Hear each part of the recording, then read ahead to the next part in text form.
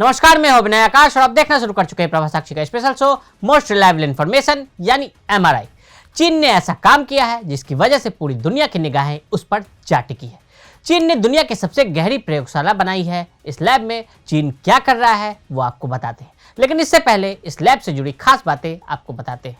Report बताती है कि इस लैब को जिनपिंग लैब नाम दिया गया है। चीन की तरफ से दुनिया की सबसे गहरी लैब को ऑपरेशनल कर दिया गया है, यानी लैब ने काम करना शुरू कर दिया है।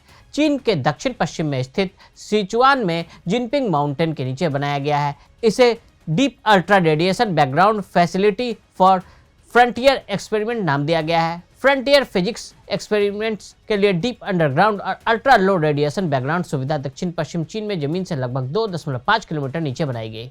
चीन ने इसे क्यों बनाया है, इससे जुड़ी खास बातें क्या हैं, अब ये जान लेते हैं। दुनिया में सबसे गहरी और बड़ी प्रयोगशाला।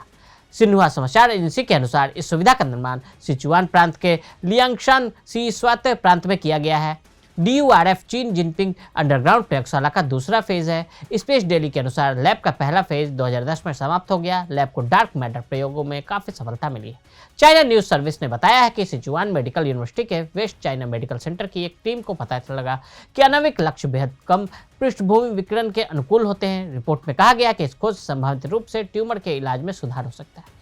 ग्लोबल टाइम्स के अनुसार यह प्रयोगशाला दुनिया में सबसे गहरी चट्टानी परत और आयतन के हिसाब से सबसे बड़ी जगह वाली एक भूमिगत अनुसंधान सुविधा है। 2010 में पूरा हुआ था फर्स्ट फेज।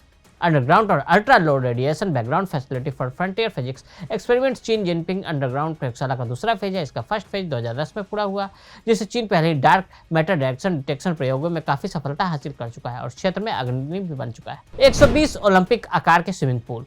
DURF की कुल क्षमता 333 लाख क्यूबिक मीटर या 120 ओलंपिक आकार के स्विमिंग पूल है।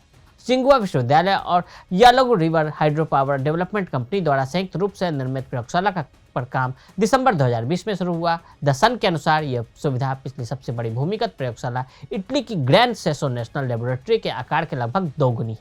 यह वाहनों द्वारा पहुंचाया जा सकता है।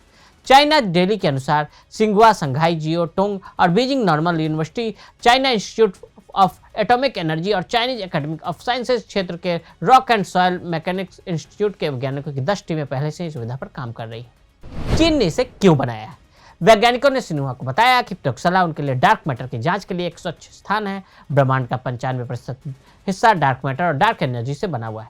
वे यकीनन वैज्ञानिकों द्वारा अभी तक सुलझाए गए सबसे महान रहस्यों में से एक है। यूरोपीय परमाणु अनुसंधान संगठन के अनुसार डार्क मैटर का पता लगाना बेहद मुश्किल है, क्योंकि यह प्रकाश को अवशोषित, प्रतिबिंबित या उत्सर्जित नहीं करता।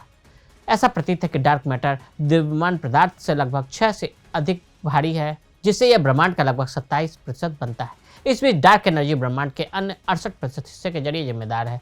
ऐसा प्रतीत होता है कि इसका संबंध अंतरिक्ष में निर्वात से है। शोधकर्ताओं ने कहा है कि पृथ्वी के बहुत नीचे बनाई जा रही प्रयोगशाला इसे ब्रह्मांड किरणों से बचाती है, जो प्रयोगों में बाधा डालती। सिंगुआ विश्वविद्यालय के प्रोफेसर यू कियान को स्पेस डेली ने यह कहते हुए उद्धृत किया कि उसके स्थान के लिए धन्यवाद। DURF ब्रह्मांडीय किरणों के एक छोटे से प्रवाह के संपर्क में है, जो पृथ्वी की सतह पर केवल 100 मिलियनवां का हिस्सा है। क्या है डार्क मैटर? डार्क मैटर उन कणों से बना है जिन पर कोई आवेश नहीं होता। ये कण प्रकाश का उत्सर्जक नहीं करते और यह डार्क है। ये पूरी प्रक्रिया एक विद्युतीय चुंबकीय घटना है। डार्क मैटर में सामान्य पदार्थ की ही तरह द्रव्यमान होता है, इसलिए ये गुरुत्वाकर्षण के साथ अंतरक्रिया करते हैं। कई मॉडल ऐसी भविष्यवाणी करते हैं कि डार्क मैटर कण कमजोर अंतःक्रिया स्तर पर सामान्य कण से जोड़ सकते हैं। इसलिए डायरेक्ट डिटेक्शन प्रयोग के जरिए डार्क मैटर कण के संकेत को पकड़ना संभव है।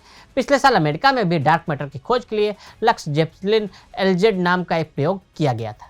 तो आज हमने आपको जमीन के नीचे चीन की सबसे बड़ी प्रयोगशाला के बारे में बताया। आज के लिए दे इजाजत। ऐसी रिपोर्ट्स को देखने के लिए देखते रहें प्रभा साक्षी। अगर आप भी लेना चाहते हैं देश दुनिया की तमाम जानकारी, तो आज ही सब्सक्राइब करें हमारे चैनल को। साथ ही नीचे दिए बेल आइकन को जरूर दबाएं ताकि हर अपडेट आप तक पहुंच सके।